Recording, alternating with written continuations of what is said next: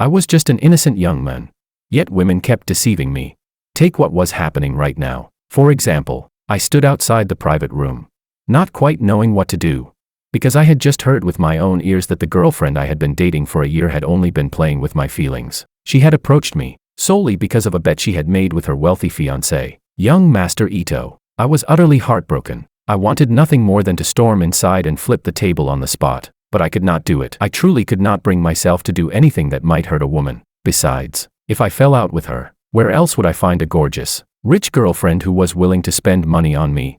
I could not help sighing to myself. Young Master Ito truly was vicious. Just to toy with me, he had actually devised such a cruel scheme. Still, Willow and I were not exactly having a platonic relationship. We had been living together off campus for the past 6 months. Well, this was awkward. Did young Master Ito have some kind of unusual kink? Sigh. As expected, the world of the rich was beyond my understanding. Whatever. There was no point in thinking too much about it. I would just keep playing dumb, and take it one day, and one lay, at a time. When it came to suffering in silence while screwing in secret, no man in history could compare to me. Chapter 1. A phone call from my advisor threw all my plans into disarray. By the time I arrived at the upscale private club, I was already half an hour late. When I reached the private room, I saw that the door had been left slightly ajar. I had just raised my hand to push it open when the conversation inside stopped me cold. George, he's all right, I guess. Pretty easy to manipulate. If I give him the cold shoulder for a few more days, he'll probably be completely hooked on me. It was Willow's voice. My girlfriend of 1 year. A man chuckled softly right after her. Makoto Ito, a notoriously wealthy playboy in their social circle. He was also Willow's childhood friend. You're moving way too slowly, he said. You're a wealthy heiress, yet it's taking you this long to conquer some poor nobody.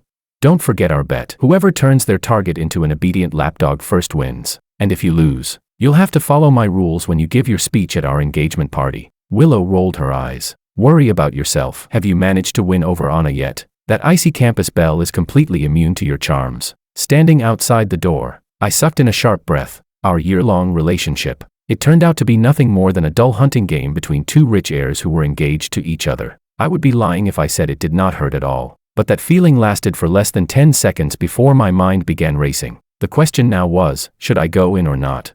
What a hassle. According to the usual script, I should have kicked the door open right then. I should have confronted them at the top of my lungs, thrown wine in their faces, and stormed away in heartbreak. Then I could begin my journey as the tormented male lead in some melodramatic romance novel, wallowing in self-pity for the rest of my life. But I was a normal person. I did not live in a novel. So I did a quick cost-benefit analysis. If I went in now and openly confronted them, where else would I ever find a girlfriend this beautiful, this rich, and this willing to spend money on me?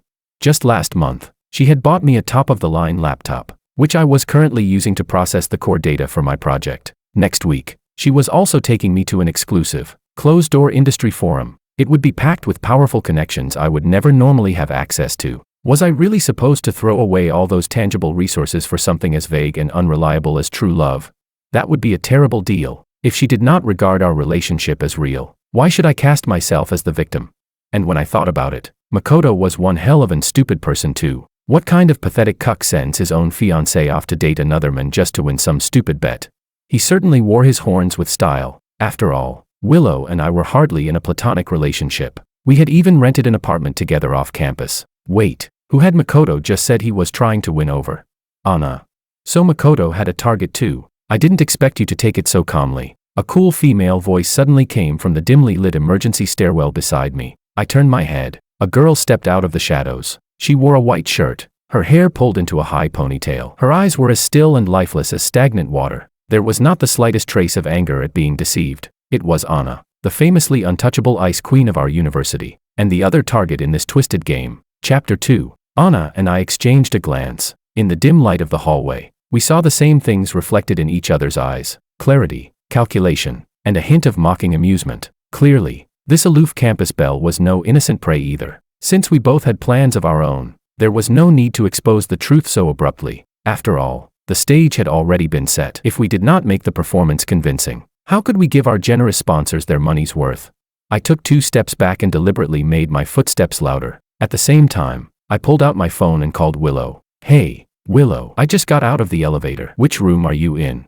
My voice was gentle, carrying just the right amount of apology. Over the phone, Willow instantly switched into sweet girlfriend mode. She put on a sugary voice and said, "We're in V8. Hurry up. Everyone's waiting for you." After I hung up, Anna looked at me, the corner of her mouth lifting almost imperceptibly. Then she put her usual cool, distant expression back on. I pushed open the door. The atmosphere inside had already transitioned seamlessly into one of cheerful camaraderie. Willow came over with a bright smile and naturally linked her arm through mine. Meanwhile, Makoto sat in the center of the sofa with a wineglass in hand, playing the part of a refined young gentleman. His eyes, however, were fixed intently on Anna behind me. It was obvious that Willow and I were much further along than they were. After all, Makoto was still trying to melt his Ice Queen's heart. Willow and I had already spent more nights together at our off-campus apartment than I could count. I let Willow pull me over to the sofa. Out of the corner of my eye, I glanced at Makoto sitting opposite us. He was watching me with an amused, knowing smile. His eyes were filled with the condescension of someone who believed himself far above me. What was this cuck so smug about?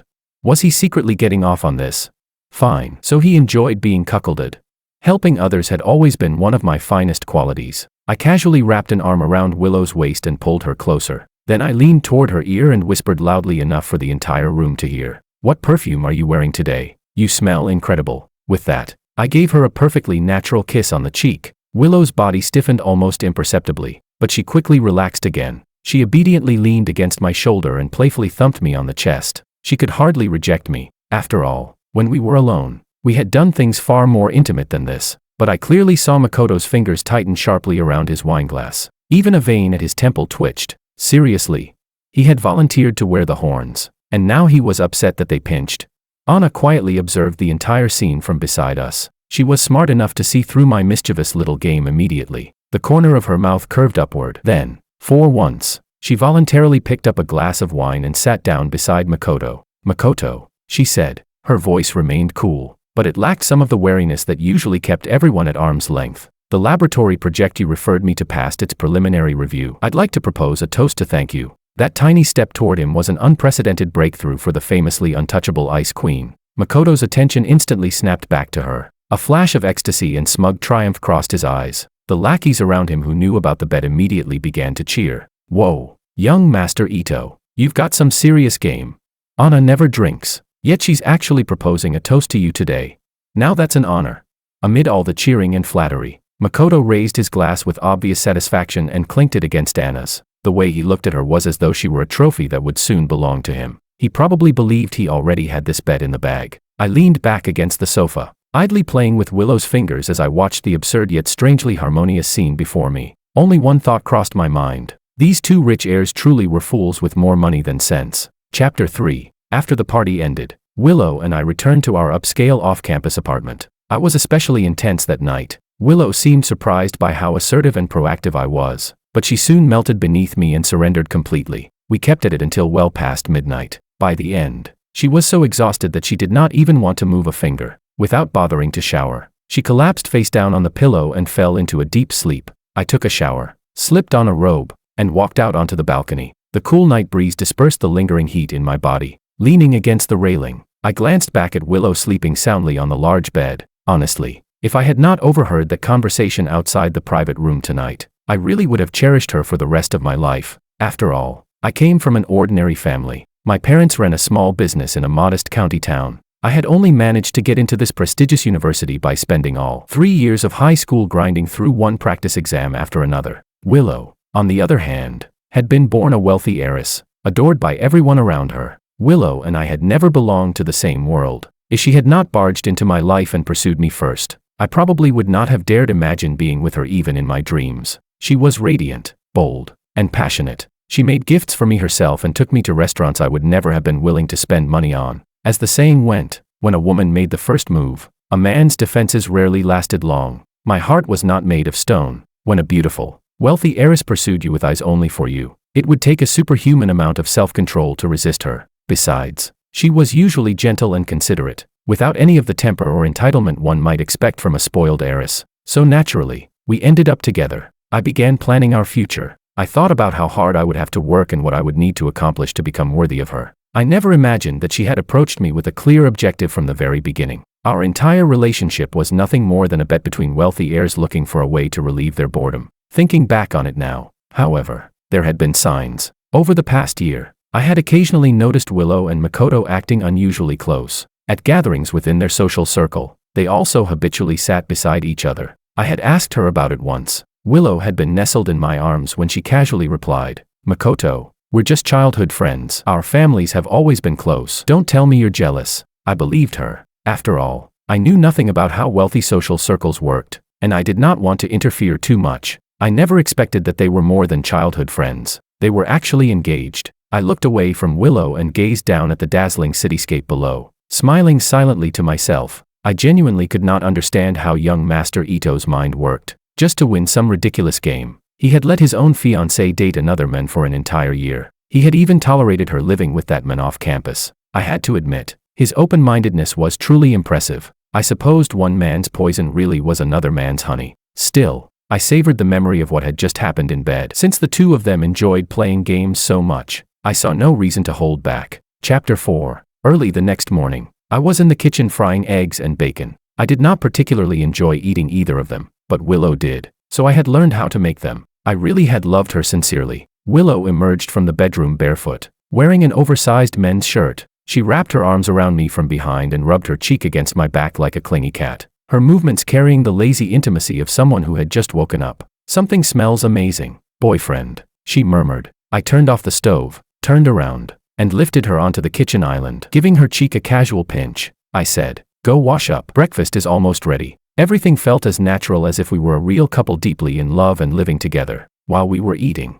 Willow's phone vibrated on the table. She picked it up and glanced at the screen. The smile in her eyes immediately changed. The message appeared to be from Makoto. Biting her lip, she turned the screen toward me. "George, look." It showed Makoto's latest social media post. In the photo, Makoto and Anna stood side by side. The suggestive caption read, "Finally, you." The comments below were filled with cheers and congratulations from their wealthy friends. The two of them had made their relationship official. I widened my eyes at just the right moment, putting on an extremely surprised expression. "Looks like quite a lot happened last night," I remarked. Willow pursed her lips, a faint trace of resentment slipping into her voice. "Yeah, I guess the Ice Queen finally melted." Seeing her frustration, I knew exactly what Anna was doing. She was afraid Makoto would become discouraged if he thought he was making no progress. So she had given him a taste of success at just the right moment. After all, if she wanted him to keep willingly pouring resources into her, she had to give him some positive reinforcement. As far as Willow and Makoto knew, they were now neck and neck in their little hunting game. Sure enough, Willow's competitive streak instantly flared up. She put down her glass and grabbed my hand. "George, come shopping with me after breakfast.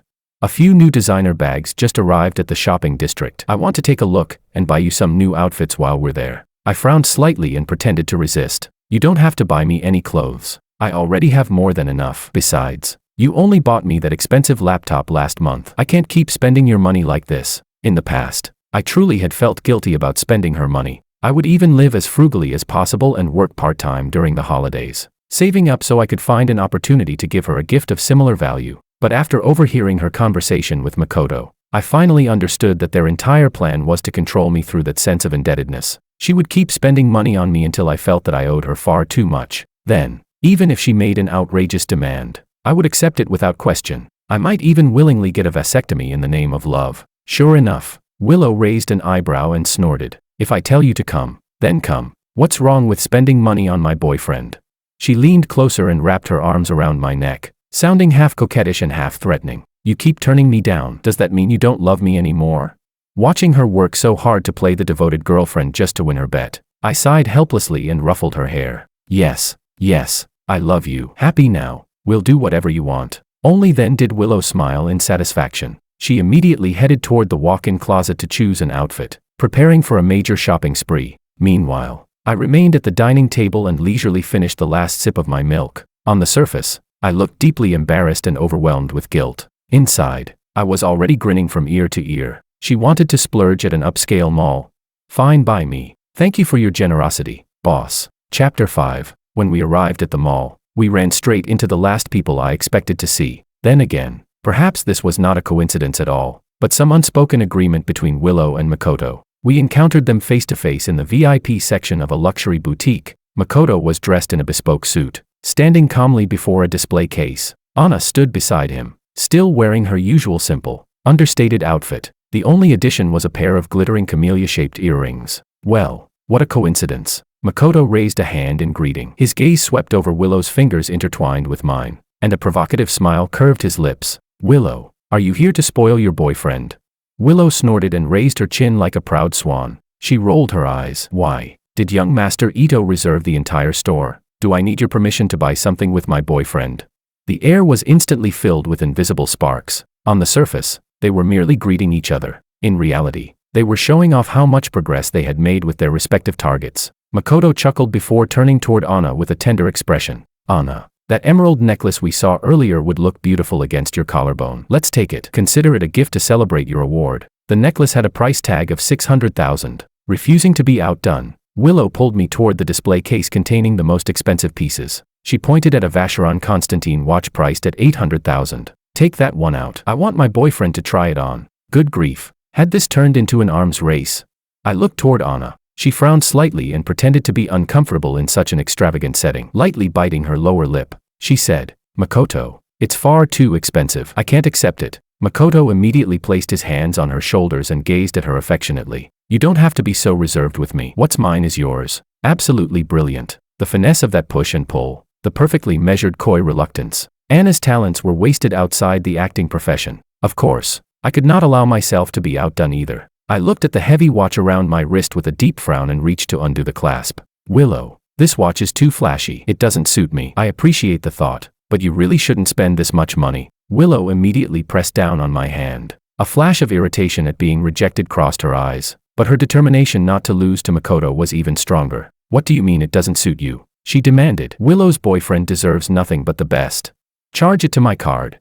She decisively slapped her black card onto the counter. Makoto refused to be outdone. He told the sales associate to put the necklace on Anna and paid for it along with several limited edition handbags they had looked at earlier. While waiting for the sales associates to package everything, Willow and Makoto each held a glass of champagne and waged a silent war with their eyes. Meanwhile, Anna and I stood 2 counters apart. Our gazes met in midair for a brief second. She lowered her eyes, the corner of her mouth twitching almost imperceptibly. I hurriedly picked up the glass of lemon water on the table and took a sip. Using the glass as cover, I forcibly suppressed the laughter threatening to escape. Damn, staying in character was seriously difficult. These 2 self-proclaimed apex predators were spending outrageous amounts of money on us just to prove who was better at taming their prey. Willow believed she had won. After all, I had eventually given in and accepted the watch, gazing at her with eyes supposedly filled with gratitude and guilt. Makoto believed he had won too. The aloof and untouchable campus belle had finally put on the necklace he had bought her, lowering her head like a shy young woman moved by his affection. They were both secretly reveling in their victories, convinced that their charm and wealth were unmatched. But as Anna and I walked out of the mall carrying armfuls of shopping bags, we shared only one thought. Life was looking more promising by the day. Chapter 6. After returning to the apartment exhausted from shopping, the mood quickly became heated. The chemistry between us ignited, and we did not even make it to the bedroom before getting down to business on the living room sofa. Afterward, Willow lounged in my arms like a lazy cat, her pale fingers tapping away at her phone. A moment later, my phone vibrated several times. I picked it up and saw several messages from her. They contained the digital receipts for the Vacheron Constantine watch and the bespoke outfits she had bought that day. Beneath every receipt were the same clearly written words, voluntarily given as a gift. She had probably learned that from those relationship advice videos. According to the women in those videos, every gift given during a relationship should be explicitly labeled as voluntary, but the people promoting that idea were generally the ones being pursued. The entire rule had been created from the recipient's perspective, making it seem natural and justified for them to accept whatever was given. In other words, it had originally been intended to condition other people, only to inevitably condition its advocates as well. I sighed. Willow, is this really necessary?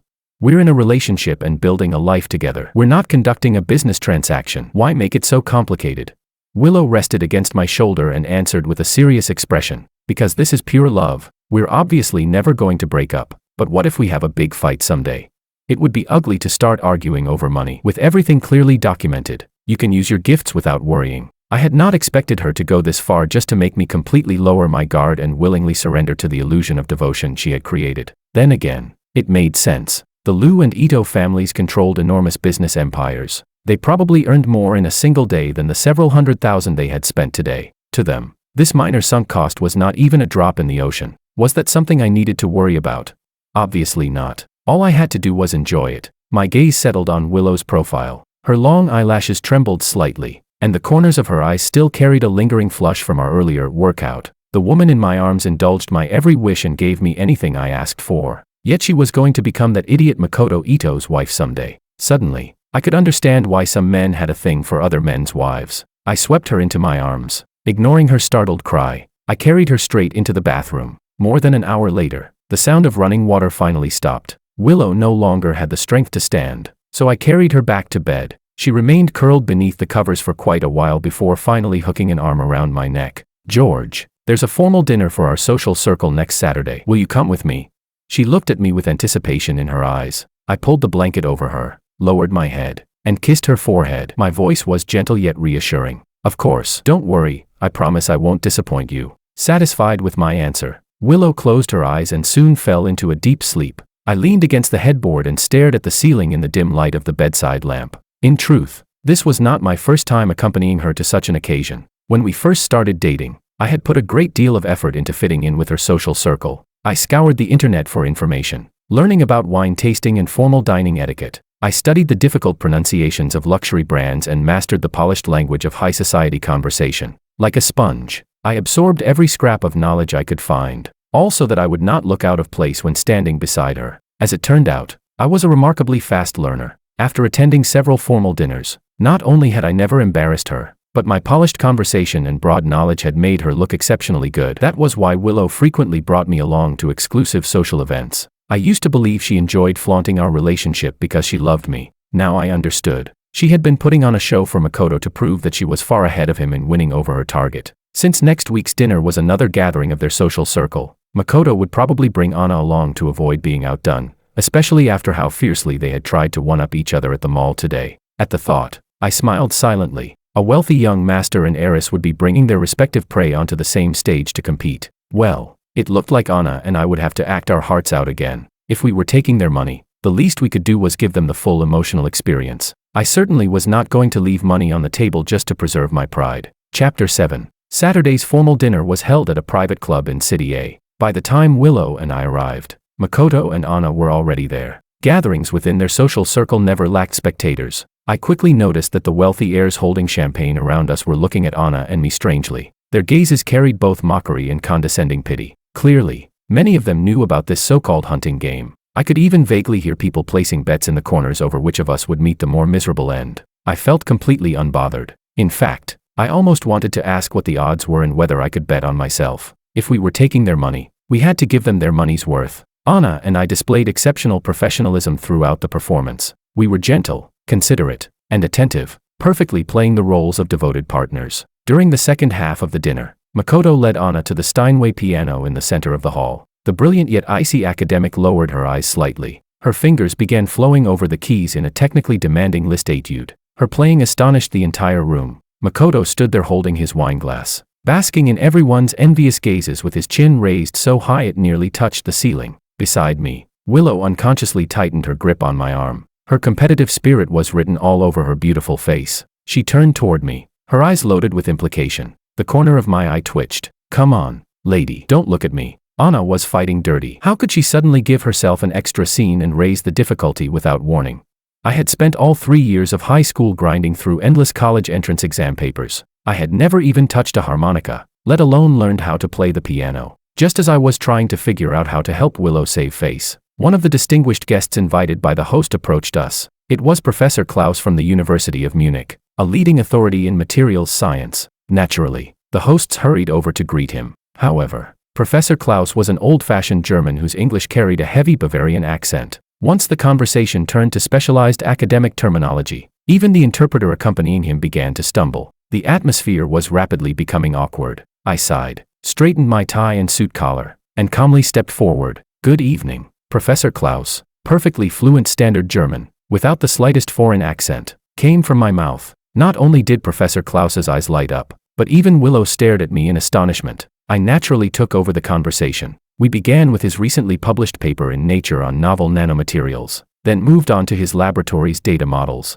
The entire conversation was conducted in German. I used technical terminology effortlessly and answered every question with ease. Professor Klaus nodded repeatedly as he listened. He even patted my shoulder excitedly and said he would seek me out the next time he visited our university. The entire hall fell silent. The rich heirs who had been waiting to see me embarrass myself stood frozen with their wine glasses in hand, staring at me with their mouths hanging open. The smug expression on Makoto's face stiffened as well. As for Willow, her eyes practically glowed as she looked at me. Her overflowing vanity had been immensely satisfied. I raised my champagne glass and offered Anna a distant toast beside the piano. After all, unlike her, I had come prepared. Chapter 8. The dinner was drawing to a close. Willow and Makoto appeared to have been summoned by their families. Both of their expressions darkened while answering their phones, and they hurriedly left the venue. In a corner of the banquet hall, Anna and I finally had a chance to speak alone. It was our first real conversation since exchanging that glance outside the private room that night. I walked onto the terrace and had just picked up a glass of champagne when Anna joined me,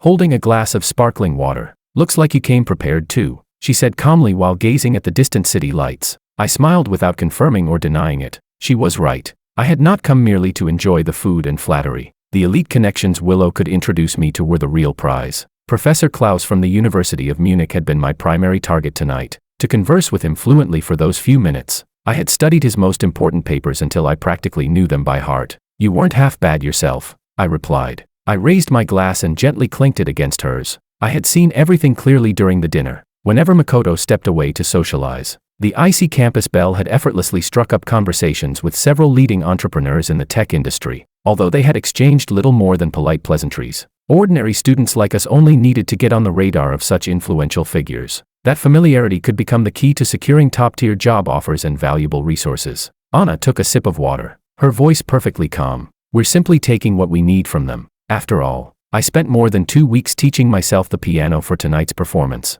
I nearly choked on my champagne. Turning toward her, I stared as if she were some kind of monster. "Are you even human?" I asked with a wry smile. "You taught yourself for 2 weeks and can already play like that?"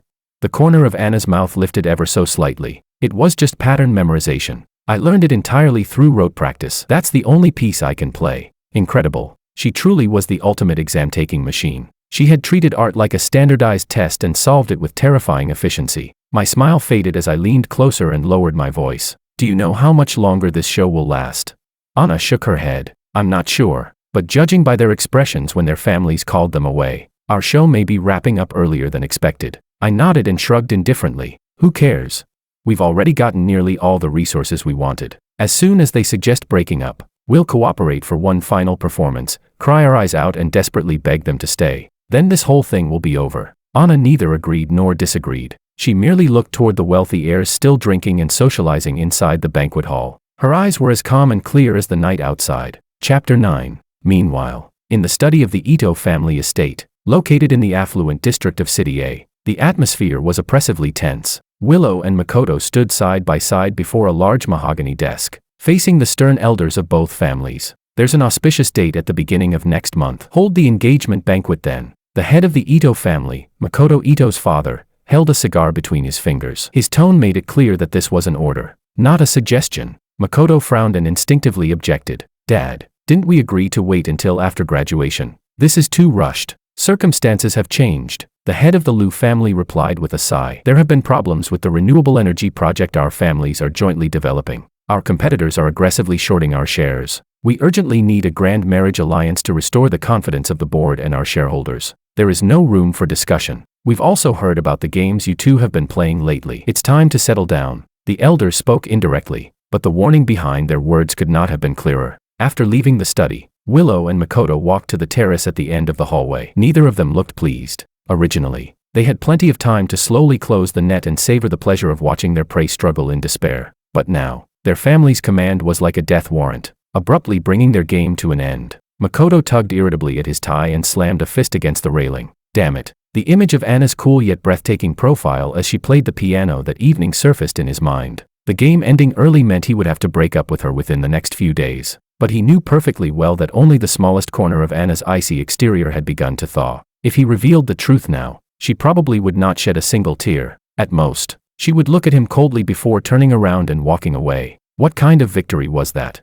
The thought left a worse taste in his mouth than swallowing a fly. "It appears I've won our bet." Willow leaned against the railing and stared into the dark night, her voice slightly strained. According to the rules of their wager, she had indeed secured her victory. After all, she and George had been together for an entire year. He would wake up early to make her favorite eggs and bacon. Whenever she acted unreasonably, He would compromise with helpless yet affectionate indulgence. He loved her so deeply and depended on her so completely. If she broke up with him tomorrow and told him that everything between them had been a lie, George would surely fall apart. He would probably sob as he demanded to know why. He would cast aside every shred of dignity, drop to his knees, and beg her not to leave. At last, she had reached the moment when she could completely crush George's self-respect. And yet, Willow lowered her head and looked at her phone. Half an hour earlier, George had sent her a message. "Did you get home safely? Get some rest." Her heart felt as though an invisible hand had closed around it, squeezing so tightly that she could barely breathe. She should have been happy. She should have gone before Makoto like a victorious queen and gloated over her triumph.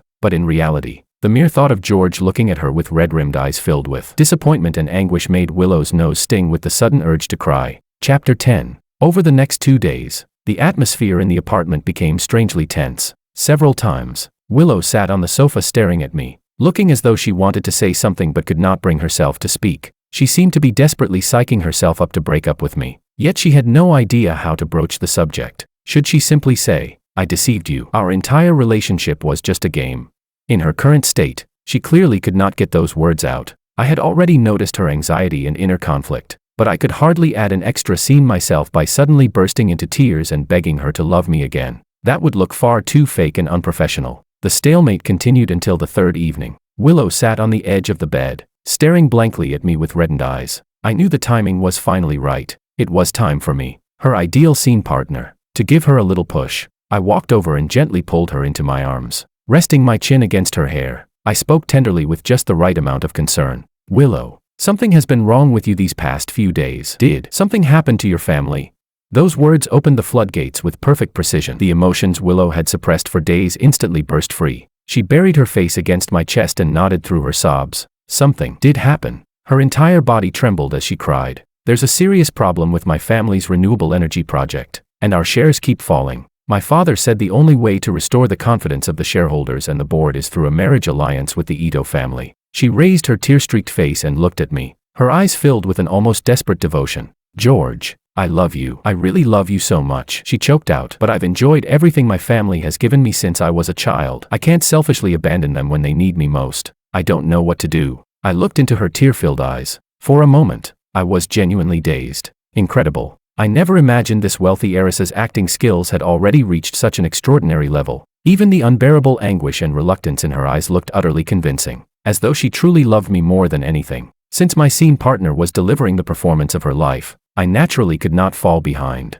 I drew a deep breath. My eyes immediately turned red as I suppressed the trembling in my voice. Holding her face between my hands, I gazed at her affectionately. "Willow, don't cry. Listen to me." I looked directly into her eyes, my voice resolute with the determination of a man willing to sell his last possession to help her through this crisis. "I'll sell the watch you gave me, along with the clothes and laptop, tomorrow." Then I took out a bank card and gave her a bitter smile. "This card contains all the money I've saved from my part-time jobs. I originally planned to use it to surprise you on your birthday, but it seems we may not make it to that day." I lowered my eyes toward the card in my hand. "I know this money may not even be a drop in the bucket for your family, but it's everything I have right now. Perhaps it can still help a little." Willow froze. She stared blankly at me as tears fell from her eyes in heavy drops. Of course, she knew that this amount of money meant nothing to her family, but she also understood that for a poor student from an ordinary family, being willing to give up everything at a moment like this was a genuine act of selfless support in her darkest hour. The love contained in that gesture was almost suffocating in its weight.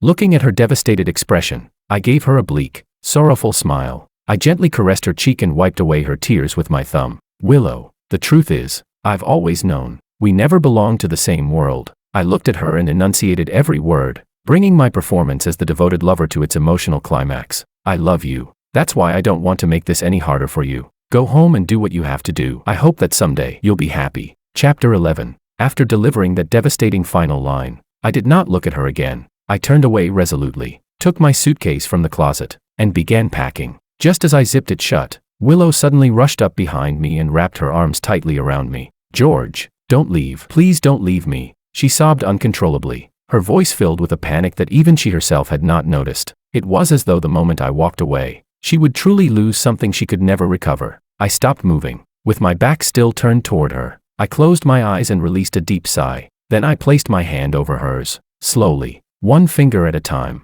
I pried her hands apart. "Let go, Willow." My voice was soft, yet filled with unmistakable restraint and reason. "You're going to become another man's wife. It wouldn't be right for us to continue like this." I gently freed myself from her embrace without looking back. Picking up my suitcase, I opened the door and walked out of the apartment without turning around. The moment the door closed, I heard Willow break down sobbing inside. Standing in the hallway, I smoothed the hem of my shirt where she had wrinkled it. Then I released a long breath. A flawless final scene. 5 years later, at City A International Airport, I emerged from the VIP exit with my suitcase. I immediately spotted the SUV parked by the curb. The window rolled down, revealing Anna in sunglasses and a sharp business suit. She tilted her chin toward me. "Get in." I handed my suitcase to the driver, opened the door, and climbed into the back seat. "Am I really important enough for a busy executive like you to personally pick me up from the airport?" I teased. Anna removed her sunglasses and tossed a thick financial report into my lap. "Cut the wisecracks," she said,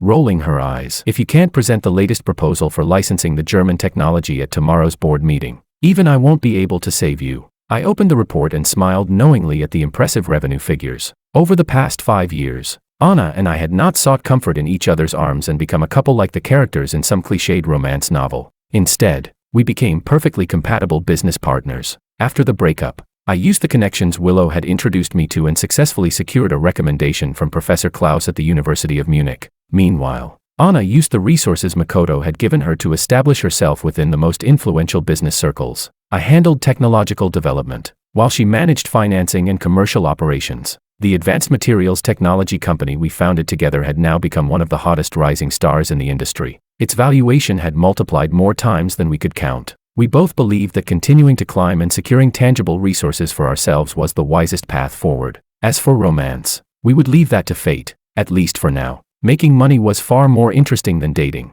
Chapter 12. At the Industry Summit's gala dinner that evening, Anna and I entered the banquet hall side by side as rising entrepreneurs. As expected, we soon came face to face with Makoto Ito and Willow Liu, who were attending as representatives of the established business elite. 5 years was enough time to change many things. That included the once arrogant pair of wealthy heirs before us, who had treated other people's genuine feelings as part of a hunting game. Although they walked arm in arm, their body language revealed an unmistakable stiffness and emotional distance. Everyone in their social circle already knew that the marriage alliance between the Ito and Liu families had become a complete disaster. The game they had taken too far eventually came back to destroy them. Only after Anna walked away did Makoto belatedly realize that he had already fallen deeply for her. The woman he could never control became the unattainable love he could not forget, the one who got away. Even after getting married, he continued obsessively searching for news about Anna. As for Willow, she had engraved the memory of the men who had been willing to give her everything before quietly walking away to spare her any further pain into the deepest part of her heart. It had become a scar she could not bear to touch. Throughout the dinner, Makoto's gaze remained almost permanently fixed on Anna, filled with suppressed regret. Willow, meanwhile, stared distractedly at me from across the crowd. When the dinner ended, I stepped onto the terrace beside the hallway to get some fresh air. Willow came looking for me alone. She wore a bespoke evening gown and was still beautiful. However, her face now carried a weariness that had not been there 5 years earlier. "George." Her voice trembled slightly as she called my name. I turned around with a wineglass in hand and gave her a polished, confident smile. "Ms. Liu, it's been a long time. Or should I call you Mrs. Ito now?" The words, Mrs. Ito, instantly drained the color from Willow's face. She stared at me. The man standing before her was more mature and composed than he had been 5 years ago. My perfectly tailored suit emphasized my tall, upright figure. Every movement now carried the natural authority of someone accustomed to being in charge. I was no longer the poor student who needed her handouts and connections. "You've changed," she said with a bitter smile, her eyes beginning to redden. "Have you been doing well these past 5 years?" "Very well," I replied. "I adapted fairly quickly to the research environment in Germany, and Anna has done an excellent job managing our domestic operations." My tone was gentle, as though I were exchanging pleasantries with an ordinary business associate. There was no resentment and no emotional turmoil, yet that absolute politeness and distance cut slowly into Willow's heart like a blunt knife. "George." Back then, Willow stepped forward, seemingly wanting to grab my sleeve. Tears were already gathering in her eyes. "Back then, she began, her voice choking. "Mrs. Ito." I calmly interrupted her and stepped half a pace back, avoiding her hand. I looked at her with clear eyes. My voice remained gentle, but the boundary in it was unmistakable. "The dinner is over. You should head home. Makoto is probably still waiting for you. After all, you truly are another man's wife now. It wouldn't be appropriate for us to behave like this." I had said those same words on the night of our breakup 5 years ago. Back then, They had been part of my performance, a perfect final scene. Now, they were simply a statement of fact and a clear boundary between us. With that, I put down my glass and gave her a polite nod. Then I turned and walked away without the slightest hesitation. At the end of the hallway, Anna was leaning against the wall, waiting for me. She raised an eyebrow. Finished talking? Finished. Let's go. We still have a meeting about a cross-border acquisition tomorrow morning. I walked over, and together we headed toward the elevator. On the dimly lit terrace, Willow stood alone in the night breeze. She watched me walk toward another woman without the slightest hesitation. Finally, she covered her face and broke down sobbing.